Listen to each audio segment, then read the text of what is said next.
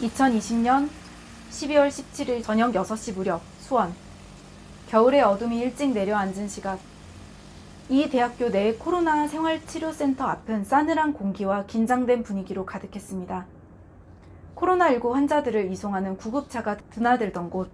그곳에서 한 남성과 30세 여성 C씨는 잠시 차량을 세워두고 대기 중이었습니다.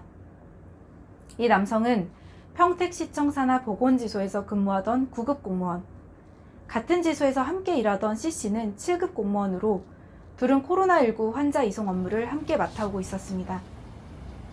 그날의 기억에 대해서 C씨는 이렇게 말했습니다. 남성은 조수석에 앉아있던 C씨 쪽으로 몸을 기울였습니다. C씨의 어깨에 머리를 기대더니 C씨의 오른쪽 다리를 손으로 잡아당겼습니다. 차가운 손길이 발과 종아리를 훑고 지나가자 C씨는 당황과 불쾌감을 느낄 수밖에 없었습니다. 그런데 피고인은 거기서 멈추지 않았습니다.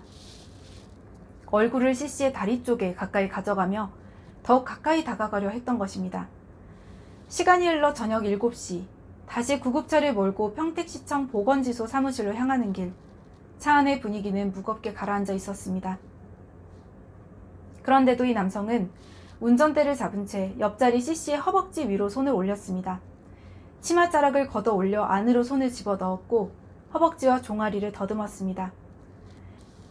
검찰은 이 상황을 강제추행으로 보고 이 남성을 기소했습니다.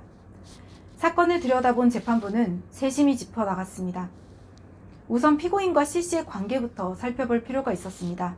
나이만 놓고 보면 피고인이 더 많았지만 공직사회에서 중요한 건 나이가 아니라 직급이었죠. C씨가 먼저 임용되었고 직급도 더 높았습니다. 그리고 두 사람은 이미 사건 이전부터 함께 한 팀이 되어서 구급차를 타고 환자를 이송하는 업무를 해왔습니다. 그뿐만이 아니었습니다. 재판부가 눈여겨본 건 두 사람 사이에 오간 메시지들이었습니다. 사건이 있기 전 C씨는 피고인에게 카톡 메시지를 보냈습니다. 보고 싶다라는 의미심장한 문장이었죠. 그뿐만이 아니었습니다. 여보 어디야? 여보 빨리빨리 라는 내용의 이모티콘을 보내기도 했습니다. 직장 동료에게 흔히 건네는 인사는 아니었죠. 마치 연인 사이에서나 오갈 법한 말투에 가까웠습니다. 또 하나 더 눈길을 끄는 일이 있었습니다. C씨는 두 차례에 걸쳐서 피고인의 휴대폰으로 자신의 얼굴이나 몸을 찍었습니다. 설령 C씨가 이런 사진을 피고인의 휴대폰으로 직접 찍은 게 아니라 자신이 찍은 사진을 피고인에게 보내줬다고 하더라도 업무 차원의 자료 전달이 아니라 오롯이 개인의 셀프 카메라였다는 점이 독특했습니다. 환자 상태를 기록한 것도 현장 상황을 보고한 것도 아닌 온전히 본인의 모습을 담은 사진이었죠. 법원은 바로 이 부분을 통상적인 공무원 직장 동료 사이에서는 찾아보기 힘든 이례적인 행위라고 판단했습니다. 이와 더불어 재판부가 주목한 정황이 또 하나 있었습니다.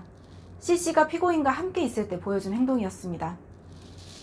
어느 날 그녀는 대수롭지 않게 피고인의 허벅지 위에 발을 올려두곤 했습니다. 일반적인 직장 동료 사이에서는 쉽게 상상하기 어려운 장면이었죠. 피고인은 이런 상황을 곱씹다가 결국 인터넷에 글을 남기기도 했었습니다. 2020년 11월 6일, 사건이 있기 약 한 달 전이었는데요. 인터넷 사이트 F 게시판에 올린 글에는 두 사람의 관계가 고스란히 드러나 있었습니다. 재판부는 이 글의 존재를 가볍게 넘기지 않았습니다. 단순한 주장이나 변명이 아니라 사건 전에 이미 공개된 공간에 남긴 기록이었기 때문입니다. 거기에는 C씨와 피고인의 관계가 평범한 직장 상하 관계나 단순히 동료애를 넘어서 보다 복잡한 성격을 띠고 있음을 보여주는 흔적이 담겨 있었습니다. 그녀의 말만 놓고 본다면 그날의 사건은 명백한 기습추행으로 보일 수도 있었습니다. 하지만 법원은 그렇게 단순하게 보지 않았습니다. 이미 확인된 두 사람의 관계, 그리고 사건 이전부터 이어져 온 C씨의 언행을 떠올려보면 C씨는 결코 일방적으로 휘둘리기만 할 위치에 있지 않았다는 점이 분명했기 때문입니다.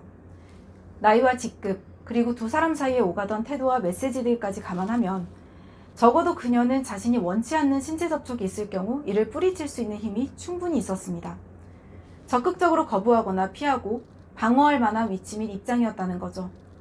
재판부는 특히 사건 당일의 구체적 정황을 주의 깊게 살폈습니다. 공소사실에 따르면 피고인은 코로나19 환자 수용을 위해서 대기 중이던 차량 안에서 C씨의 어깨에 머리를 기대고 오른쪽 다리를 당겨서 발과 종아리를 만지고 얼굴까지 가져다 댔다고 합니다.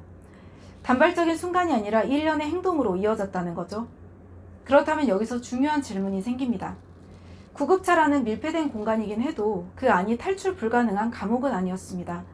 언제든지 문을 열고 차량에서 내릴 수 있었고 강한 거부 의사를 표할 수도 있었습니다. 그런데 왜 CC는 그러지 않았을까? 굳이 그 추행 상황을 견뎌낼 수밖에 없었다? 그렇게 진술했을까? 법원은 바로 이 점을 납득하기 어렵다고 보았습니다. 공소 사실은 이렇게 이어집니다. 환자 이송을 마치고 용인에서 평택의 보건지소로 돌아오던 길, 피고인은 운전대를 잡은 채 조수석에 앉아있던 CC의 허벅지에 손을 올리고 심지어 치마를 걷어 올려서 그 속으로 손을 넣어서 허벅지와 종아리를 만졌다는 겁니다.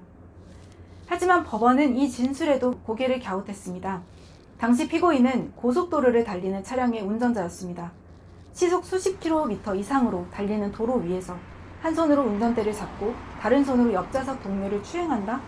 그것은 단순히 부적절한 것을 넘어서 위험천만한 행동이었습니다. 재판부는 여기서 또 하나의 질문을 던졌습니다. 만약 정말 그런 일이 있었다면 CC는 왜 가만히 있었을까?